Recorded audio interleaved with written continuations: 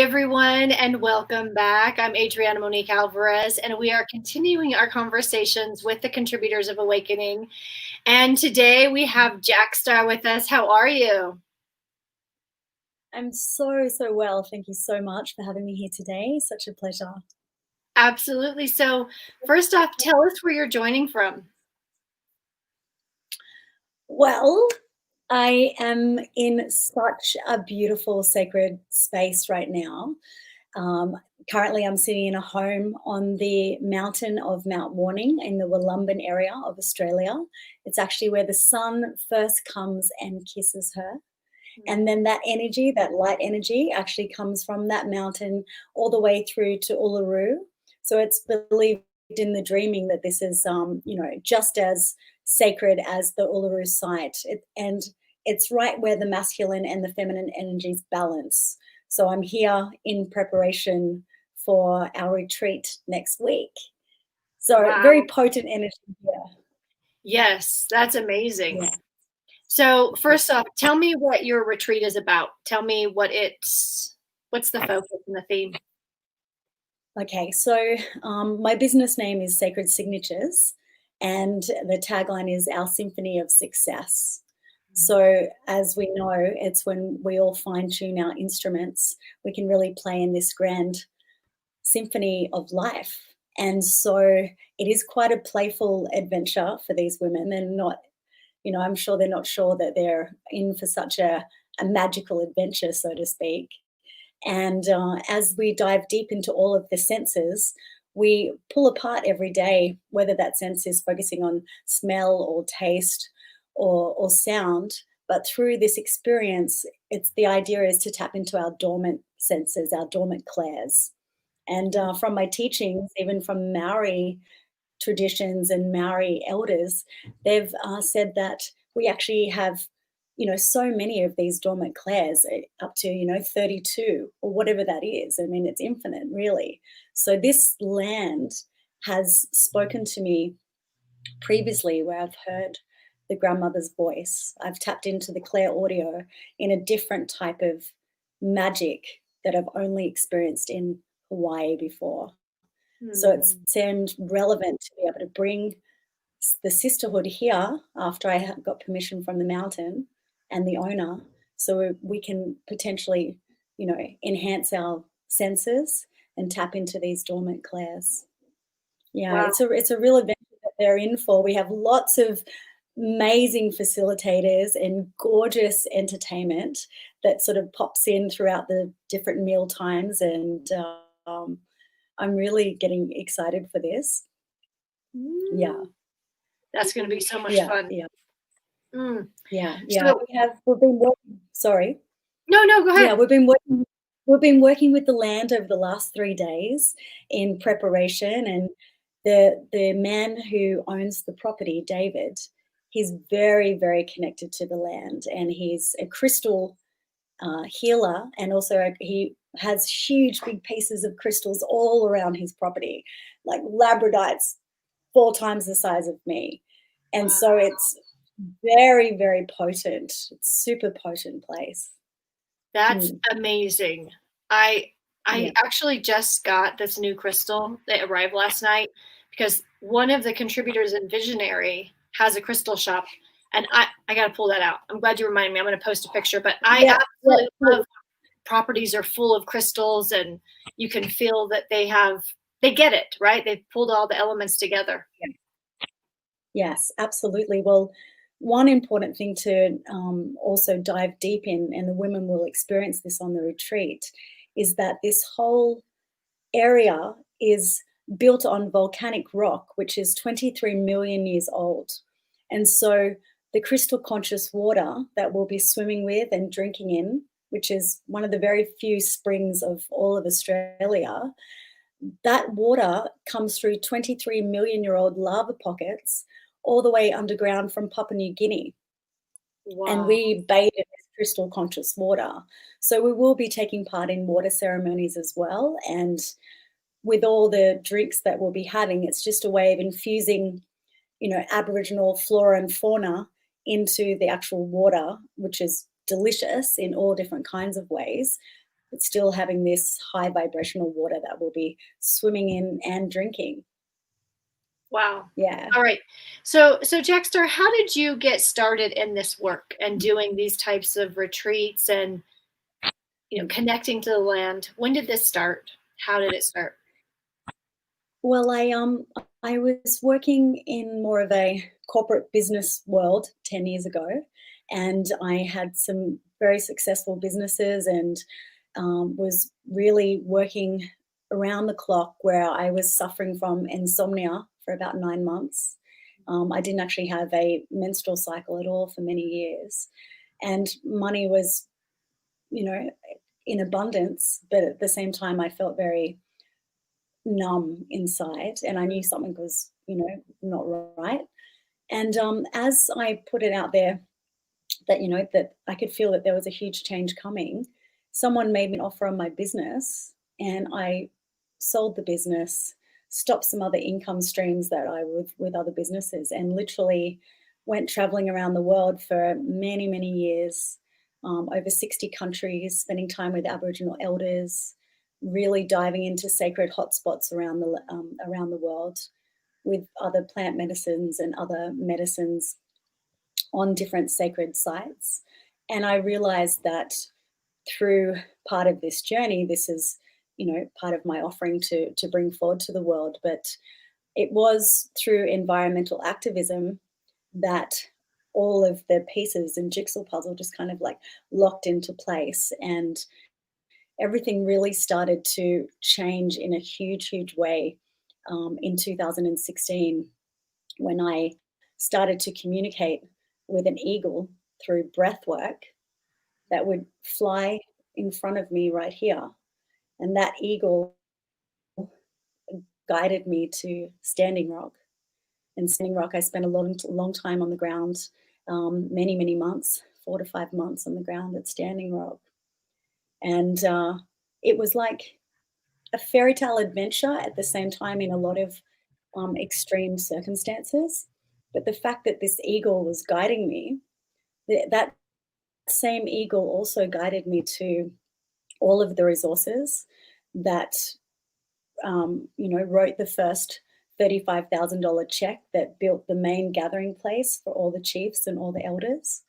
And this really started to change my whole way, in a way that, bringing forward true wisdom, bringing forward the indigenous teachings into anything that we do is just became the forefront of what I do. So sinking into sacred sites and becoming more present with that connection to the land, that connection to their teachings is something that's really important to me. And that started to really shift in 2016. So to be here and to actually have permission to be on this site, to hear the grandmother's voice. And then I ran up the hill to say to my friend Dave what had just happened. But he spoke to me before I spoke, and he said, Jacqstar, I've just been given a sign that, and a message that you're to bring women here. And I said, I'm so glad you spoke first, because I've just had this experience where I heard the grandmother's voice, and it's okay for me to bring people to this sacred site. And it was another affirmation that, this type of work is so necessary, and weaving the two of the bridges from, the indigenous wisdom into this world is just so, so important. I love it. What an amazing journey. I mean, walking one life and then finding a whole nother, and your purpose, and bringing others into it. Well, I have to say, I really miss my sisterhood in the United States. I love you all so, so much. And it's COVID that has brought me back home to Australia. That wasn't in the original plan. However, it's allowed me to connect to my land and my roots on a deeper capacity, and to bring forward, my new business. And I mean, this is fantastic. The fact that this retreat is sold out and we have people on a waiting list, and it feels like everything is in a magical flow. Mhm. Yeah. You'll have to come here and do one. I was telling a client the other day that my mom's family has been here on this land since before this was the United States. So it's like they've been here for a really, for us, it's a long time. This is like, this is history. But yeah, there is Mm. so many. You all know I have said this too. I feel such a connection to the Australians. I just like want to bring you all closer, bring you over to by California, and then I can jump on over faster. Well, it's funny that the Hopi on their map, on their actual global map, Wollumbin area here is on their map. Their spirit and their whole dreaming is connected here. So I wasn't aware of that actually till a few months ago, and I was like, wow, this is delicious. Yeah, there's a Yeah. connection there. Yeah. Now, I know you're going to be in Visionary, which is our next book. Tell me a little bit about why that was important and how it relates to what you got going on. Yeah. Well, at Standing Rock, I there was a lot of things that I witnessed there that the normal would never want to ever see. People being shot at, everything that was suppressed by mainstream media, women, suffering in cars with their babies freezing to death because there was a lot of infiltrators there that were trying to stop people like myself from also doing work or getting a message out there to the mainstream. And over that period, as I was filming, because I work in documentary film as well, I I noticed that my eyes were shifting, and I couldn't see anything at all, and I had to be taken out of the Standing Rock period, and I went and had some CAT scans and other tests, and I literally went blind for a period, and I never took it that I wasn't concerned about it because I knew it would come back, but that also enhanced this other experience I was having with the eagle because I was allowed to then focus on another scent and another sense that was driving me without any fear or without any worry. I didn't feel worried at the time about losing part of my sight because I was overtaken by something else that was driving me to keep the elders and the wisdom keepers safe within this 44 geodesic dome, and also getting media out to the rest of the world through Unify's platform, which we actually reached 358 million viewers in that time over the Standing Rock period from Unify's platform. So it was a huge, huge,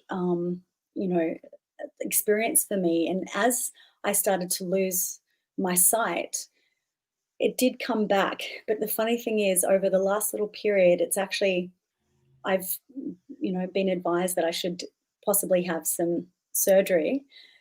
However, in the next month, my intention is to literally be on a vision quest and to really bring back the healing that I know is possible, not only from my own intention and energy and heart and so much love, additional things that we've all also now bringing into our world of healing, like the Healy. I do believe that over a short period, I can miraculously do a lot of healing without having to have this surgery.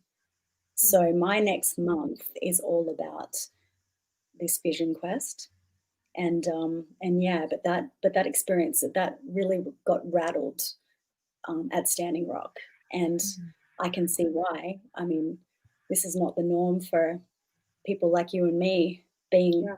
shot at. It's really absurd in this current times. But the benefit of all of that action is that finally, this year in August, that pipeline that the DAPL workers and the pipeline that we stood up against, knowing the power of the people, when we all come together, we actually make radical change, radical influence.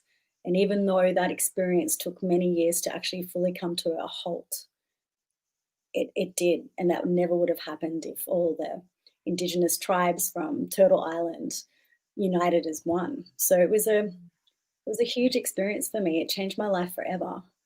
Mm. Yeah, you are so right. And I think that this year is reminding us of that, that when we come together, big things can happen. Yeah, absolutely. Even this retreat, the weaving of the magic of the sisterhood and the collaborative efforts that have also blossomed just from this retreat organization without it even starting has already planted the little seeds for other things to happen. So yeah, that's the only way forward. Mm, yes, absolutely.